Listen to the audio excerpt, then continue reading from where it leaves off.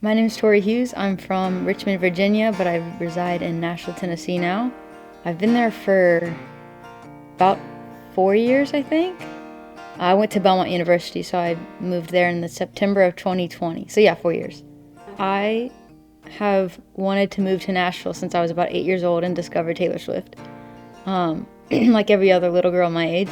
And so for 13 years or so, I begged my parents to move to Nashville, and they were like, no, like when you get older, you can move by yourself if you want. And so when time came around, sophomore year of high school, and my family was like, okay, like, where are you gonna go to college? I went on Google and typed in colleges in Nashville, Tennessee, and I found Belmont University, and I said, this is the one, and this is the only one I want to go to, and toured it and fell in love even more, and it just kind of pushed me there. And I'm a songwriting major, music business minor, so it just kind of went in with the dream that I've always had to be a performer and songwriter.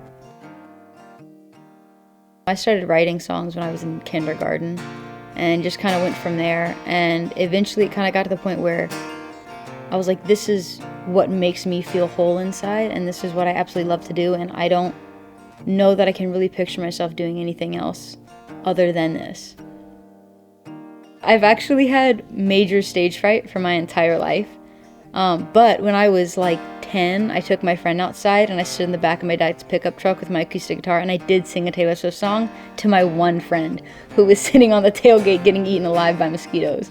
But the first time I performed on stage was 2.5 years ago, I think, in front of a major audience, and I went to one of my friend's shows at Kid Rock's downtown in Nashville, and she pulled me up on stage to sing a song, and it was entirely packed on that floor. It was like the third floor of Kid Rock's, and I went up there and sang My Church by Maren Morris, and the entire crowd went crazy, and they were all singing along and dancing and having a good time. And that kind of just lit a fire in me, and I was like, this is definitely what I need to do for the rest of my life. 9 out of 10 times when I start a show, the first song that I play is Heads Carolina, Tails California. I don't know why, but when I used to do a lot of full band shows every week, I'd do 3 a week, and that was just the song that the crowd loved and got them fired up, and it got the band and I fired up. And so that's just kind of stuck with me, and that's been the first song for most sets that I play. I'm mainly playing just a few shows in Nashville every week. Taco Bell Cantina on 2nd Avenue is the big place, for sure. There's another place called Nash House that I used to, when I was in town a lot more, I'd play there. And I play another restaurant called The Row, and those were both acoustic, solo.